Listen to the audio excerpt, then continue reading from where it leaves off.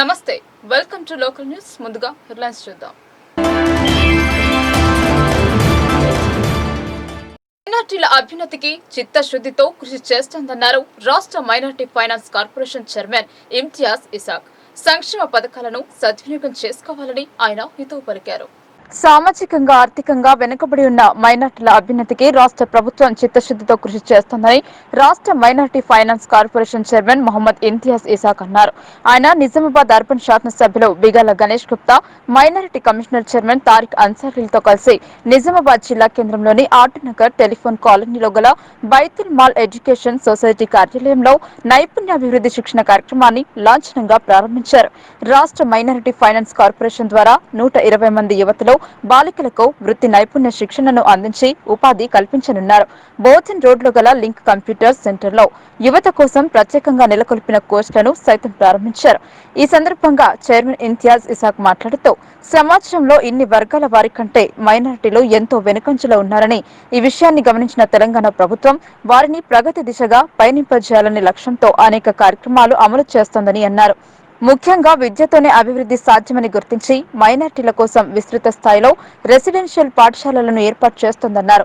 రాష్ట్రంలో ఇదివరకు కేవలం 12 మైనార్టీ రెసిడెన్షియల్ బడులు మాత్రమే ఉండేవని, ముఖ్యమంత్రి కేసీఆర్ ప్రత్యేక చొరవతో ప్రస్తుతం రాష్ట్రంలో వాటి సంఖ్య 204కు చేరుకుందని తెలిపారు. ఒక్కో విద్యార్థిపై సాలిన ₹1,20,000 చొప్పున ఖర్చు చేస్తూ కార్పొరేట్ స్కూళ్లను తలదన్నే రీతిలో నాణ్యమైన విద్యను అందిస్తున్నారని, ఇంటిని మరిపించేలా ఉచిత భోజన వసతి సదుపాయాలను కల్పిస్తున్నారని అన్నారు. విదేశాల్లో ఉన్నత విద్యను అభ్యసించే వారికి ప్రభుత్వం ₹20 లక్షల ఆర్థిక సహకారాన్ని అందిస్తోందన్నారు. పేద కుటుంబాలకు చెందిన యువతుల వివాహానికి ₹116 అందిస్తోందని గుర్తు చేశారు. మహిళల భద్రతకు ప్రాధాన్యతనిస్తూ అనేక కార్యక్రమాలు అమలు చేస్తోందని అన్నారు. రాష్ట్ర ప్రభుత్వం అమలు చేస్తున్న దార్శనిక కార్యక్రమాలు సత్ఫలితాలిస్తుండటంతో యావత్ దేశమంతా తెలంగాణ వైపు చూస్తోందని అన్నారు. మైనార్టీల కోసం ప్రభుత్వం అమలు చేస్తున్న సంక్షేమ అభివృద్ధి కార్యక్రమాలను అర్హులైన ప్రతి ఒక్కరూ సద్వినియోగం చేసుకోవాలని పిలుపునిచ్చారు. బైతుల్ మాల్ ఎడ్యుకేషనల్ అండ్ వెల్ఫేర్ సొసైటీకి కార్పొరేషన్ ద్వారా కమ్యూనిటీ ప్రొడక్షన్ సెంటర్ ను సైతం మంజూరు చేస్తున్నామని ఈ సందర్భంగా చైర్మన్ ప్రకటించారు. అర్బన్ శాసనసభ్యులు బిగాల గణేష్ గుప్తా మాట్లాడుతూ మైనార్టీ యువతకు విరివిగా ఉద్యోగ ఉపాధి అవకాశాలు కల్పించాలనే లక్ష్యంతో నైపుణ్య శిక్షణ కార్యక్రమాన్ని ఏర్పాటు చేయించామని తెలిపారు. శిక్షణను విజయవంతంగా పూర్తి చేసుకున్న వారికి ఉపాధి కల్పించేందుకు ప్రత్యేక చొరవ చూపుతానని హామీ ఇచ్చారు. మైనార్టీల ఆర్థిక స్థితిగతుల్లో సమూలమైన మార్పులు తేవాలనే సంకల్పంతో ప్రభుత్వం మైనార్టీ రెసిడెన్షియల్ విద్యా సంస్థలను పెద్ద సంఖ్యలో నెలకొల్పుతుందన్నారు. నిజామాబాద్ నగరంలో సుమారు ₹140 కోట్ల వెచ్చిస్తూ 7 మైనార్టీ రెసిడెన్షియల్ స్కూళ్లకు అన్ని వసతులతో పక్కా భవనాలను నిర్మిస్తున్నామని, ఇప్పటికే ఒక స్కూల్ నిర్మాణం పూర్తవగా మరో 4 పాఠశాలల పనులు తుది దశలో ఉన్నాయని వివరించారు. తమ పిల్లల బంగారు భవిష్యత్తు కోసం తల్లిదండ్రులు వారిని చక్కగా చదివించాలని హితవు పలికారు. నిజామాబాద్ నగరాన్ని అన్ని విధాలుగా అభివృద్ధి చేసి రాష్ట్ర రాజధాని హైదరాబాద్ తర్వాత ద్వితీయ స్థానంలో నిలిపేందుకు కృషి చేస్తున్నామని అన్నారు. రాష్ట్ర minority commission chairman Tariq Ansari మాట్లాడుతూ మైనారిటీలకు వివిధ రంగాలలో తగిన న్యాయం జరిగేలా కమిషన్ కృషి చేస్తోందని అన్నారు. అంతకుముందు ఆర్ఎన్బి అతిథి గృహం వద్ద మైనారిటీ కమిషన్ చైర్మన్ తారిక్ అన్సారీని కలెక్టర్ రాజీవ్ గాంధీ హనుమంతో నిజామాబాద్ ఆర్టీఓ రవి, మైనారిటీ సంక్షేమ శాఖ ఇన్ఛార్జ్ అధికారి రమేష్, నిజామాబాద్ ఏసీపీ కిరణ్ కుమార్ తదితరులు పుష్పగుచ్చాలు అందించి స్వాగతం పలికారు.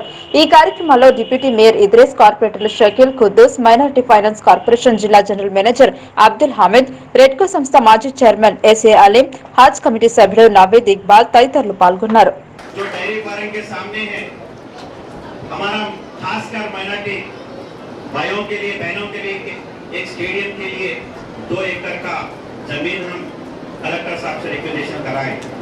एक माइनॉरिटी हॉस्पिटल के लिए भी 2 एकड़ का रिक्वेजिशन कराए और कब्रिस्तान के लिए 5.5 एकड़ का जो 3 एकड़ थे 5.5 एकड़ का रिक्वेजिशन हम कराए और उसके साथ साथ जितना हम रिक्वेस्ट किए उतना पूरा सैंक्शन होके आएगा, वो पूरा मैं ताकत लगा रहा हूँ।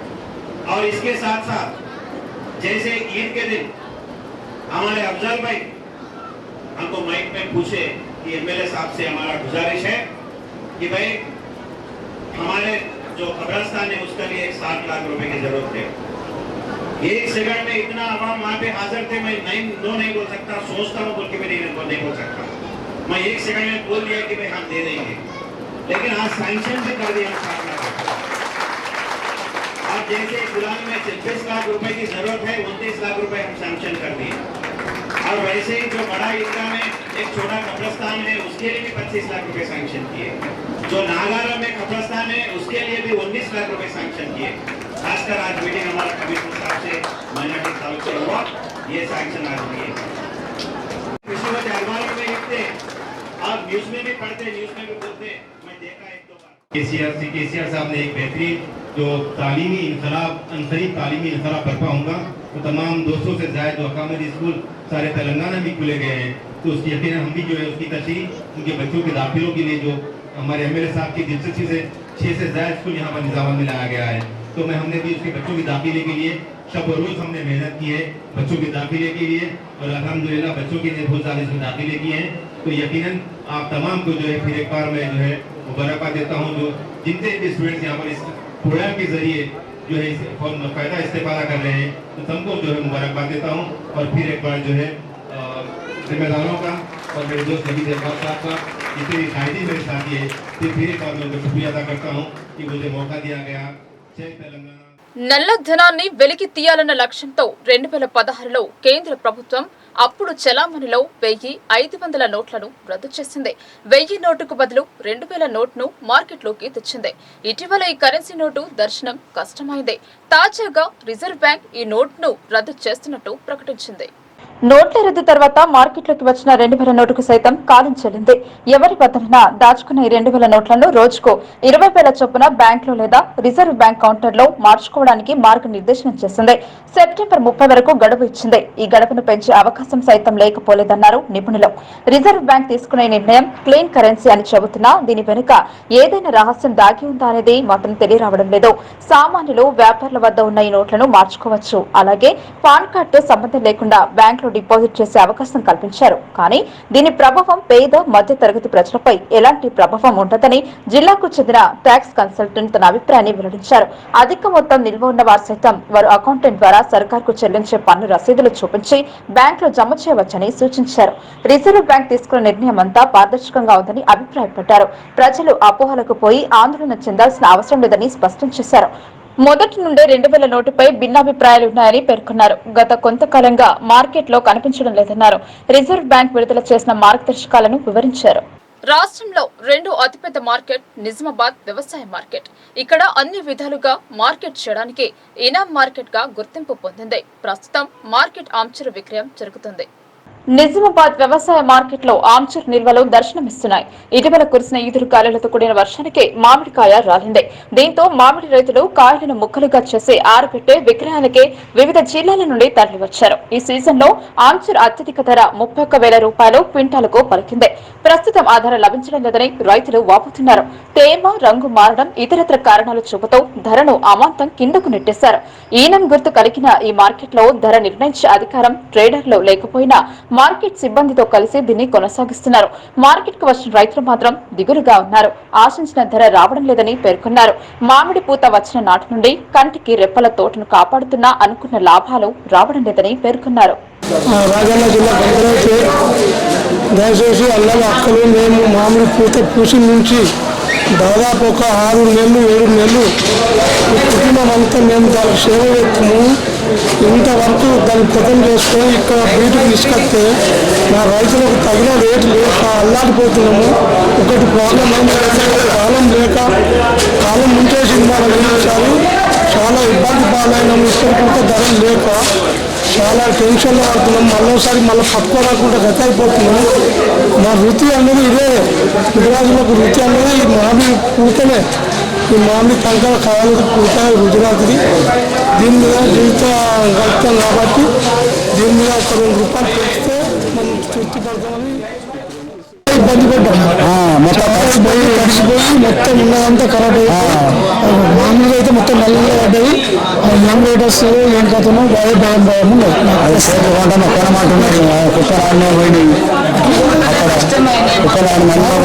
వర్షాలు మారి మొత్తం సెక్టర్లో 10,000 20,000 అంటున్నారు. ఇక్కడ మొత్తం అంత కుప్పకు 20,000 30,000 అంటారు. అంతేగాని అది ఒక క్వింటల్ కాదు, 10 కిలోలు అవుతుంది. 10 కిలోలకి ఎన్ని పైసలు అవుతాయి?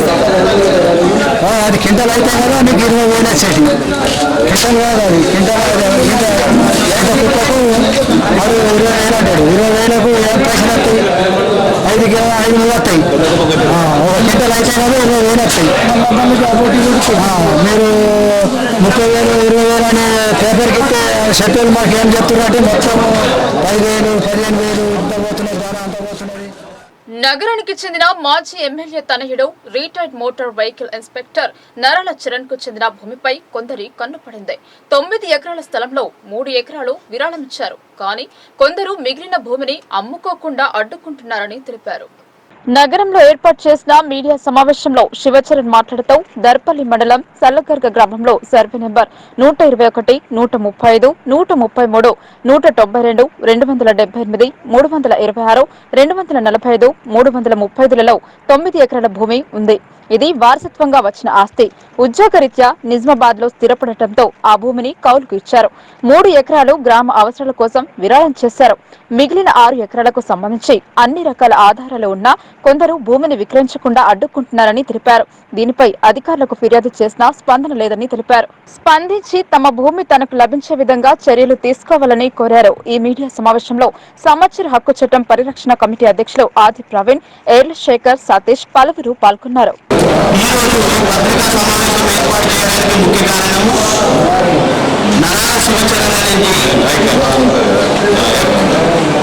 శివచరణ్ నాయక్ అని చెప్పేసి నిజామాబాద్ మాజీ ఎమ్మెల్యే హరినారాయణ గారి కుమారుడు మరియు ఆర్టీఓలో ఎంబీఐగా రిటైర్మెంట్ అయిన వ్యక్తి. దీనికి సంబంధించిన భూమి మైలారంలో మరియు చల్లగరిలో 9 ఎకరాల భూమి కలదు. ఆ భూమిలో బీద ప్రజలను అక్కడ ఉన్న బీద ప్రజలకు వీరు 3 ఎకరాలు దానం చేసి కూడా ఉన్నారు. మరియు 6 ఎకరాల భూమిపై పూర్తి హక్కులు కలిగిన వ్యక్తి. దీని యొక్క వారసత్వంగా వచ్చింది. అది వంశపారంపర్యంగా వారసత్వంగా వచ్చింది. ఇట్టి భూమిని కొందరు కబ్జాదారులు కబ్జా చేసే ప్రయత్నం చేస్తున్నారు. తిన యొక్క చివరి మన సీనియర్ సిటిజన్ అవడం వల్ల తిన ఆరోగ్య కారణాలు మరి ఫైనాన్షియల్గా తన యొక్క అవసరానికి అమ్ముకుందామనంటే అమ్మనివ్వకుండా భయభ్రాంతులకు గురి చేస్తూ బాధాకరంగా తనను సతాయిస్తున్నారు. ఈ సతాయించడానికి వెనుకబడిన కులాల అభివృద్ధికి అన్ని చేశామని తప్పుడు మాటలు మాట్లాడుతున్నారని బీజేపీ నాయకులు ఎండల లక్ష్మీనారాయణ అన్నారు. కుల వృత్తులు కాపాడేందుకు అన్ని రకాల చర్యలు తీసుకుంటున్నామని చెబుతున్న అధికార పార్టీ బడుగులకు చేసింది ఏంటని ప్రశ్నించారు. జిల్లా భారతీయ జనతా పార్టీ కార్యాలయంలో ఏర్పాటు చేసిన మీడియా సమావేశంలో ఎండల లక్ష్మీనారాయణ మాట్లాడుతూ వెనుకబడిన తరగతి కులాలకు అధికార బీఆర్ఎస్ చేసింది ఏమీ లేదన్నారు. అత్యంత వెనుకబడిన వారికి కనీసం ఇంటి నిర్మాణం చేసిన పాపాన పోలేదన్నారు. విద్యార్థుల ఉపకార వేతనాల కోసం నిధులు కేటాయించిన వాటిని అందించకుండా దారి మళ్లించి ఇతర అవసరాలకు ఉపయోగించారని పేర్కొన్నారు. ఇలాంటి ప్రభుత్వం ప్రస్తుతం నీతులు చెబుతోందని పేర్కొన్నారు. బీసీ సంక్షేమాన్ని దృష్టిలో పెట్టుకుని కేంద్ర ప్రభుత్వం ఎన్నో రకాల పథకాలను అమలు చేస్తోందన్నారు. ఈ మీడియా సమావేశంలో స్వామి యాదవ్, భారత్ భూషణ్ పలువురు పాల్గొన్నారు.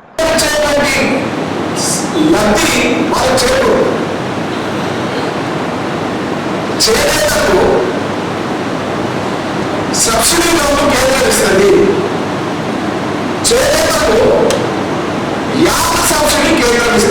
10 లక్షలు.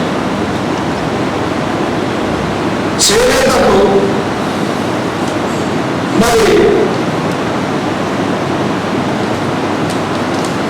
స్టాండ్ ఏదైతే నిలబడి చేసే మగ్గం పనిని మరి నిలబడకుండా ఉండేటువంటి అవకాశాన్ని కల్పించేటువంటి న్యూ ఎక్విప్మెంట్కు మోడిఫై చేస్తారు.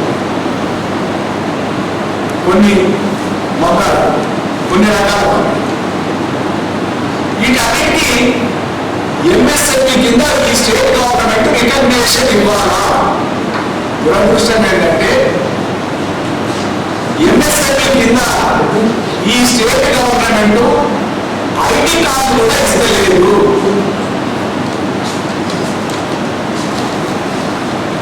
ఎందుకంటే నేతగా ఆత్మహత్య చేసుకున్నప్పుడు అంత్యోదయ అయోజన కింద ఇచ్చేటువంటి కార్డు 30 కిలోలు ఇచ్చేటువంటి కార్డులను కేంద్రం ఇచ్చింది. ఆ కార్డులను లాక్కుండా వీలుగా ఆధునిక సదుపాయాలతో వైకుంఠ ధామాలో నాణ్యత ప్రామాణికంగా పచ్చదనం విరాజిల్లేలా విశాలమైన నిర్మాణం చేపట్టారు. ఈ పనులు తుది దశకు చేరుకున్నాయి. అర్సపల్లి దుబ్బ వైకుంఠధామం పనులను పరిశీలించారు MLA Ganesh Bigala. Nizamabad urban MLA Ganesh Bigala Arsapalli మరియు దుబ్బ వైకుంఠధామం పనులని పరిశీలించారు. ఈ కార్యక్రమంలో అధికారులు మరియు కాంట్రాక్టర్లు పాల్గొన్నారు.